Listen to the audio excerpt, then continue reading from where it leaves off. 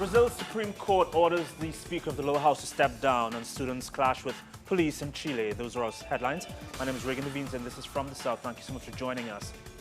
The head of Brazil's lower house, Eduardo Cunha, has been suspended for corruption as well as for using his post to obstruct investigations against him. Until the next session of Congress in February, the lower house will be held by Waldir Maranhão, a member of the Conservative Progressive Party, also under investigation for his role in the Petrobras scandal. Maranhão voted against the impeachment process against Dilma Rousseff during the vote in the lower house last month. As acting speaker, he would not be in the presidential line of succession. The previously cited elements are symptomatic in the sense that Eduardo Cunha acted in the interest of entrepreneurs, interested in creating legislation that benefited them, to the clear detriment of the public interest. The state prosecutor announced that the Brazilian government will seek the annulment of the impeachment process. The state's prosecutor, José Eduardo Cardoso, explained that Cunha's suspension should have happened in December last year when the government requested it and when enough legal bias was presented. Cardoso explained that they will challenge the legitimacy of a process being launched and conducted by a lawmaker directly involved in a corruption scandal. The Brazilian State Environment Institute says that the reparation costs imposed on mining giant Samarco was insufficient. The institute announced that the institute imposed a new $11.8 million fine on the company, which was comparable of a mine dam burst in the Rio Doce region. The institute announced that the company had contaminated 835 hectares of land and was responsible for the deaths of 19 people. Police clashed with high school students in Chile's capital, Santiago. The National Coordinator of Secondary Students, CONES, took to the streets to demand free higher education and the resignation of the country's education minister. When the students veered from the approved route to head to the Ministry of Education, police blocked the new route armed with water cannons. However, another march is planned for next Wednesday. We're asking for a unique national system and free education from kindergarten through higher education for those who want to go to university, to be able to do it without having to deal with their family's economic barriers and having to pay for this education. Dramatic footage was released by Peruvian authorities showing the moment that military personnel downed a small plane that did not respond to radio calls. The plane was carrying 70 kilos of cocaine and was headed for Bolivia. A Colombian co-piloting the jet was able to escape, and authorities are now searching for him. The Colombian army is being blamed for acting in connivance with paramilitary groups. Our correspondent Natalie Margarita has more. Violence claimed the lives of his two brothers and forced him to twice flee his hometown, a violence that Gustavo blames not only on the paramilitary groups controlling the Colombian region of Magdalena Medio, but also on the army, who Gustavo says has relations with these groups. The relations between paramilitaries, the self-defense, and the army in our territories was public knowledge. I can personally attest to the relationship between the Calibio battalion in Puerto Berrio, Antioquia, and almost in every army battalion there was some sort of mix with paramilitaries.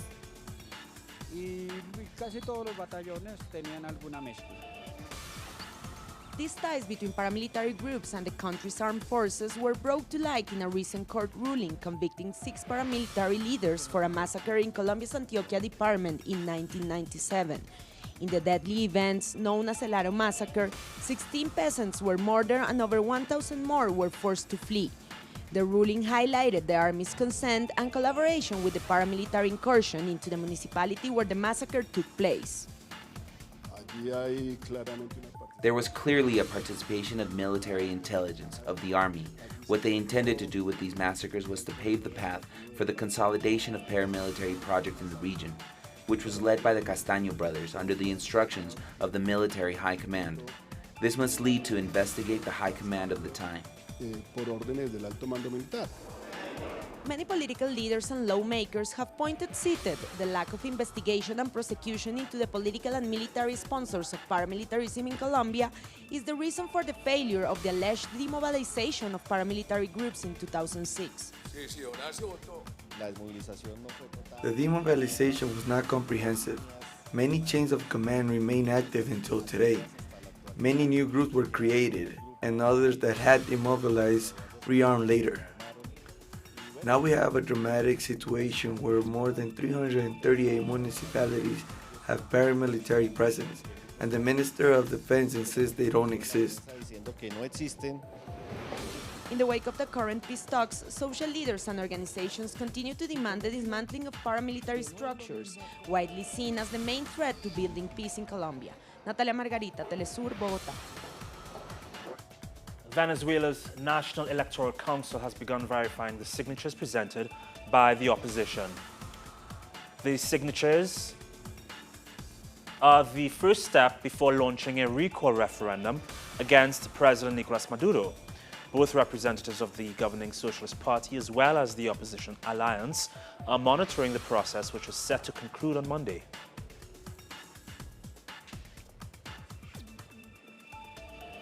The Venezuelan government has called for an extraordinary meeting of the Organization of American States to discuss the U.S. policy against the South American country.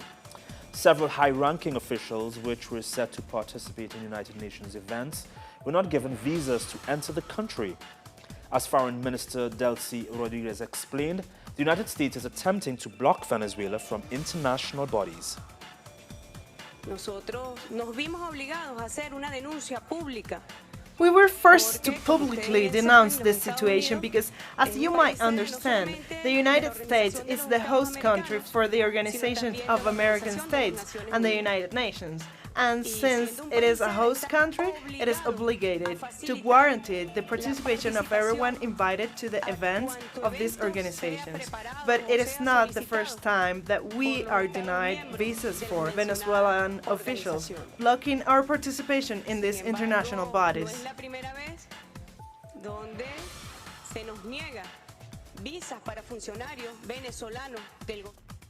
The right-wing Peruvian novelist Mario Vargas Llosa is visiting Argentina, where he has shown his support for President Mauricio Macri.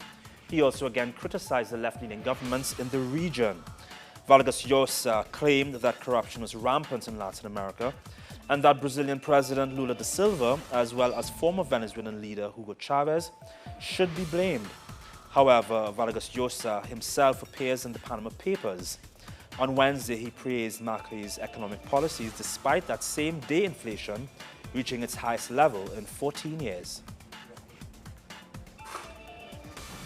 Ahmet Davutoglu has announced that he was stepping down as leader of Turkey's ruling AK party and therefore from his role as prime minister.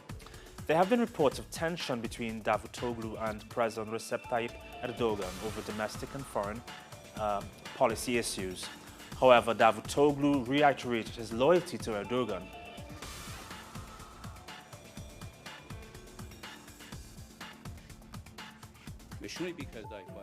Once again, I would like to reiterate that regardless of any developments, I will keep my word. My loyalty to our president will continue until the last breath I will breathe. Nobody has or will hear a single word against our president from my mouth. Everybody should know that, and I would never let people exploit this matter. An airstrike on a refugee camp for internally displaced Syrians has killed at least 28 people. According to the UK-based Syrian Observatory for Human Rights, several children were among those killed, and dozens more people were injured in the attack. The camp is located in the Idlib province near the Turkish border. Idlib is not part of the partial ceasefire that was announced yesterday after an agreement between the US and Russia. Israeli warplanes striked targets in the Gaza Strip where a man and 3 children were seriously injured. Noah Harazin files this report. Yesterday, an Israeli escalation started on the Gaza Strip, and it is the most intense Israeli escalation that happened to the Gaza Strip since the ending of the Israeli offensive on the Gaza Strip in the summer of 2014. Israeli side targeted several homes in the Gaza Strip and also shelled towards Palestinian homes and farms and people close to the border with Gaza in Rafah, in Khan Yunis, and also in eastern Beit Hanun. What happened here in the Gaza Strip is that the Palestinian medical sources confirmed that one Palestinian woman was killed. She's in the 50s. Two other people were injured, including also 3 children. So it's a total of 5 people injured and 1 killed. This escalation brings fear to the people of Gaza that the Gaza Strip will be dragged to a new war with Israel, and it is something that no one here in the Gaza Strip wants to face and live through again. Refugees stranded at the Greek-Macedonian border protested on the railway tracks at the closed border gate. They chanted for the border to be opened and attempted to pitch a large tent on the railway lines. However, when police tried to prevent them, brief scuffles ensued. Some 10,000 refugees are currently living at the camp, hoping for the border to reopen. More people have been forced to evacuate in Alberta, Canada, as the massive wildfire has spread south. The fire broke out on Sunday and since then has grown 5 times in size. There are still no known casualties. The British government is set to return to the negotiation table with junior doctors. Talks between the government and the British Medical Association broke down in January over the government's new contract for junior doctors. The BMA will have no further strikes while both sides attempt to resolve the 8-month dispute. A final appeal by the leader of Bangladesh's largest Islamist party against a death penalty sentence has been rejected.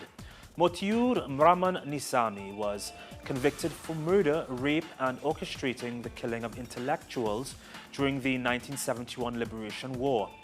The 73-year-old has exhausted all legal options and only a presidential pardon could save him.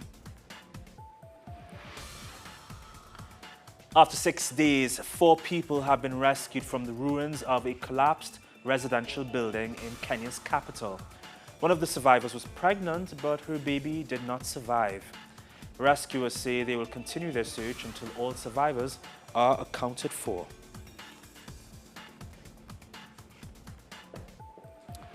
Madrid's top 2 teams will be facing off in the UEFA Champions League on Saturday, and soccer fans could not be happier. Real Madrid will play against Atletico Madrid in Milan, which will be a repeat of their dramatic standoff 2 years ago in Lisbon.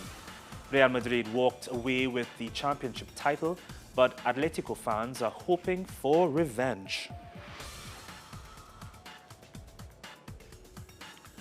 And finally, Mexico has unveiled a new exhibition of intimate photos and documents belonging to Frida Kahlo and Diego Rivera. The never-before-seen items had been locked away for over 50 years. Now they'll be on display in Rivera's former San Angel studio and home, which he once shared with Kahlo. Items from several other important Mexican artists are included in the exhibition, which will be inaugurated on May 6th.